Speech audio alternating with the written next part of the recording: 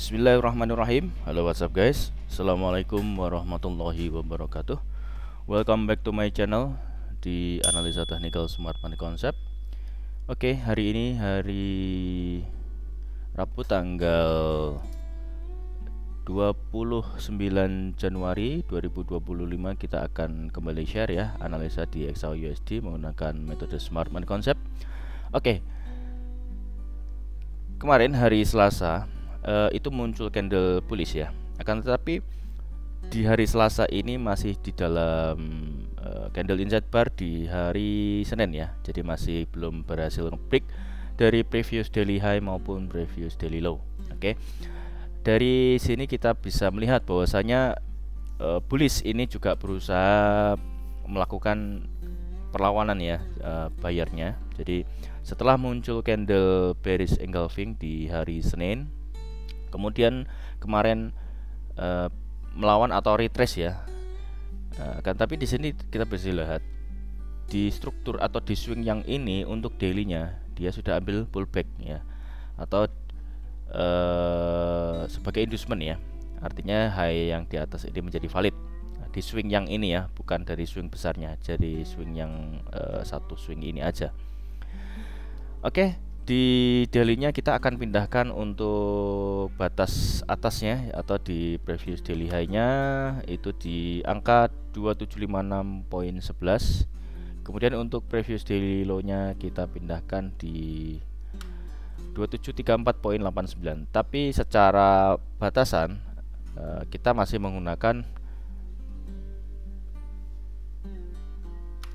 inside bar yang di hari Senin ya. Jadi manakala harga ini ngebreak ke atas, break body candle misalkan hari ini ya, hari ini kan nggak ada news yang high impact ya, tapi nanti malam dini hari sekitar jam 2-an Kamis dini hari itu ada FOMC yang pasti market akan kembali volatile.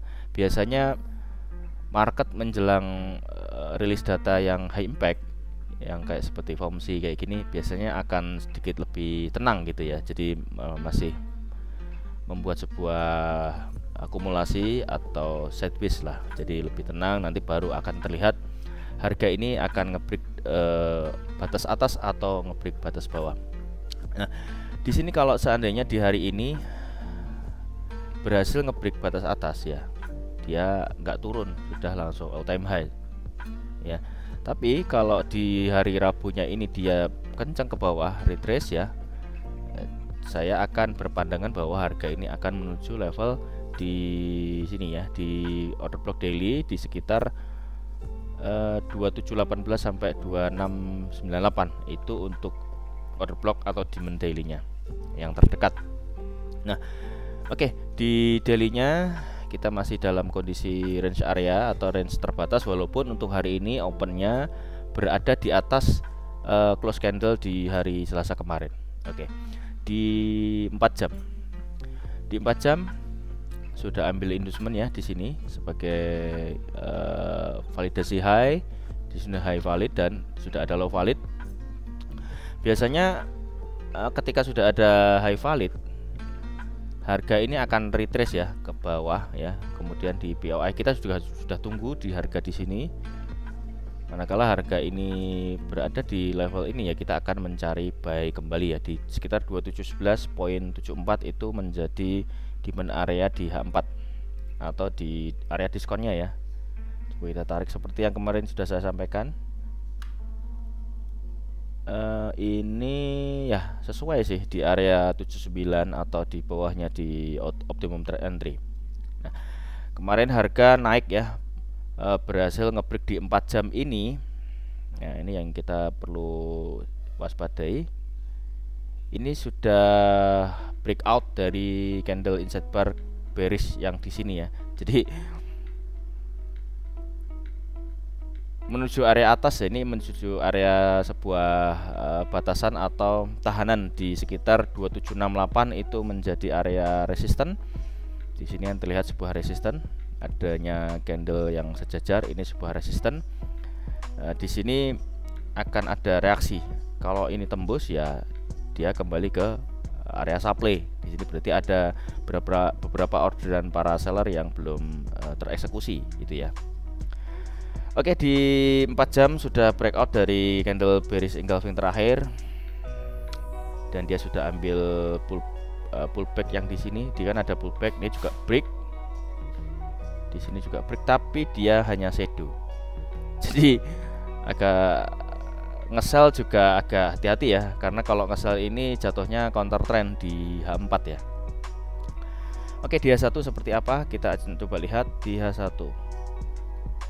Di H1 sudah ada struktur ya, artinya sudah ada change of character. Kemudian di sini ada lower low, lower high, lower low. Nah, apakah area order block di H1 ini mampu memberikan mampu memberikan reaksi atau tolakan ke harga ini akan menuju level lebih ke bawah, ini akan menuju lower low ya. Karena kalau di struktur yang di sini lower high ini sebagai inducement, kalau kita melihat dari struktur change of character di H1 di atas ini kan juga sudah terjadi change of character H1 ya. Kalau begitu dia akan ambil ini, kalau seandainya order block daily-nya tidak mampu memberikan respon atau tolakan terhadap harga emas ini menunjukkan penurunan, dia akan naik ambil sebuah liquidity, ini kan inducement. Nah, kalau seperti itu kita akan coba cari entry sell di area sini, di area supply. Tapi tentu saja ini H1 ini bearish, tapi melawan tren dari H4 dan daily ya. Daily-nya kan masih bullish, H4 juga masih bullish. Nah, di sini di area 2769 ini menjadi area optimum trade entry, tapi ini belum valid ya low-nya, jadi masih belum ada inducement untuk di H1. Oke, kita pindahkan ke time frame yang lebih kecil. Di time frame M30,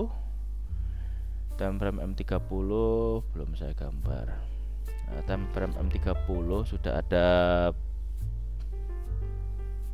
ini kan sebuah inducement, kemudian ini menjadi sebuah break of structure untuk di M30. Tapi di struktur di M30 ini tidak ada inducement ya, jadi M30 ini juga menjadi high valid, menjadi high valid kalau di break itu menjadi change of character di M30. M30 kalau di break body candle ya dari M30, kacamatanya di sini menjadi sebuah demand.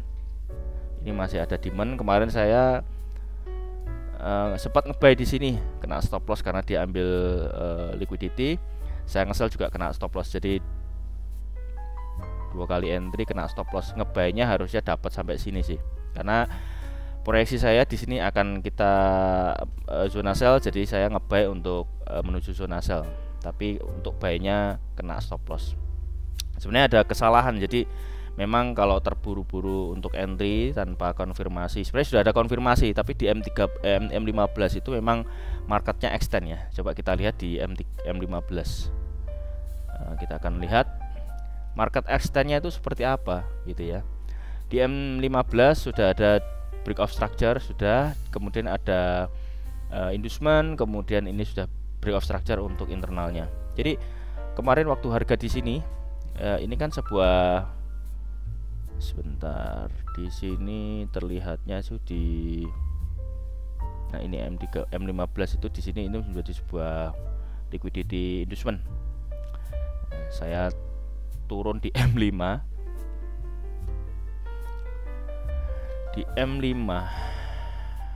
nah di M5 nya ini kesalahan. Jadi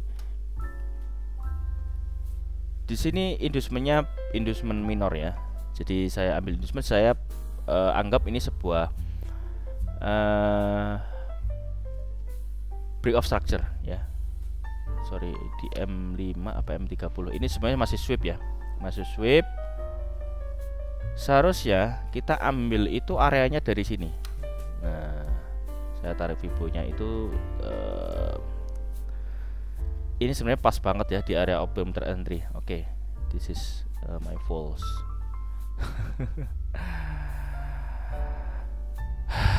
Ya nggak apa-apa, stop loss harusnya masih dapat ini di 140 pip harusnya, cuman ya itu entry-nya terlalu di struktur terlalu kecil ya, di M1 apa M3 ya kemarin tuh. Coba kita lihat di M1 nya. Oh ya, di sini di M1 itu, nah di sini problem. Di M1 sudah ada inducement. Oke, inducementnya M1 di sini. Nah, ini menjadi sweep liquidity. Ini marketnya extend. Nah, di sini saya ambil dari sini, dari pos terakhir, kemudian ke atas. Sebenarnya pas juga ya di area 79 dan 705 juga bagus. Di sini masih ada liquidity. Oke, saya pikir harga tidak akan ke bawah langsung ke atas, ternyata dia ambil liquidity dulu. Ya. Nah, di sini kena saya. Jadi struktur di sini, ini entry saya di sini sebenarnya cukup sudah hampir taking profit ya. Tapi nggak sampai atas sana, tinggal dikit lah. Akhirnya malah ke bawah kena stop loss. Stop lossnya kita di 20 pip sih sebenarnya ya, di sini kena, habis stop loss naik. Nah, itu di M1. Jadi M1 ini kadang-kadang powerful, tapi kalau memang nggak hati-hati, kita nggak melihat struktur yang lebih besarnya, ya akan menjadi sebuah trap ya, atau menjadi perangkap ya, justru akan merugikan kita. Tapi ya it's part from trade ya, kita nggak usah sesali, namanya trading itu ya seperti ini. Selama kita menjaga resiko, menjaga money management, ya nggak ada masalah gitu ya. Tapi kalau teman-teman oh udah pasti nih setupnya pasti profit, kita all in di situ, kena stop loss sekali habis, nah itu problem.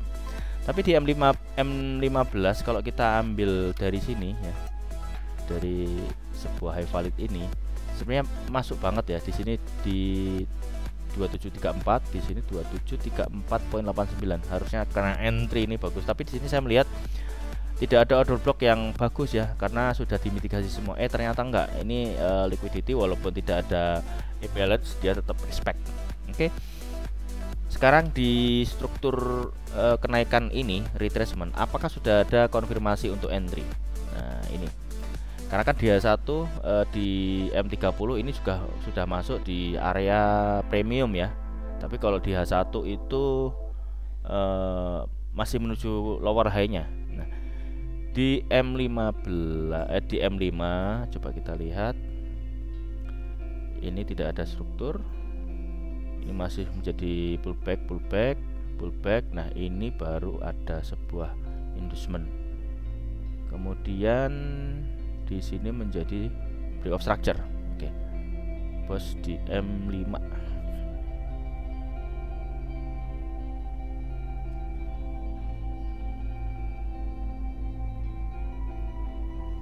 Ini inducement di M5.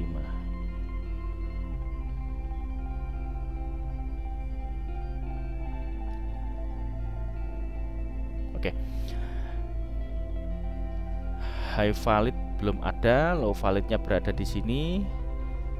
Kalau kita mau entry buy di sini, tapi belum ada inducement. Untuk targetnya kemungkinan dia akan bikin pullback dulu ya. Ini masih impulsif naiknya. Jadi belum ada konfirmasi sell ya, belum ada konfirmasi kita entry sell. Jadi masih uptrend di swing yang ini ya, belum ada change of character. Tapi kalau misalkan ini kita tandain di sini si low validnya ini di break ya, itu menjadi sebuah change of character, maka kita bisa cari konfirmasi untuk sell lagi gitu ya. Jadi itu ya untuk hari ini, kita masih tunggu karena juga mendekati menjelang FOMC ini juga marketnya mungkin tidak terlalu volatile. Nanti malam baru akan lebih volatile di sesi New York atau London lah, paling tidak sore kita akan coba pantau apakah ada area entry atau opportunity untuk masuk di gold ya. Oke. Buat teman-teman yang belum subscribe, silahkan subscribe, kemudian klik like, komen, lalu share ke semua sosial media teman-teman, lalu nyalakan loncengnya agar mendapatkan update video terbaru dari kami. Oke, yang ingin join di VIP silahkan klik link di deskripsi ya. Untuk mentorship silahkan klik linknya di deskripsi. Untuk teman-teman yang belum join di channel Telegram gratisnya silahkan klik link di deskripsi. Oke, terima kasih banyak sudah menonton video ini sampai selesai, dan akhir kata see you in the next video. Assalamualaikum warahmatullahi wabarakatuh.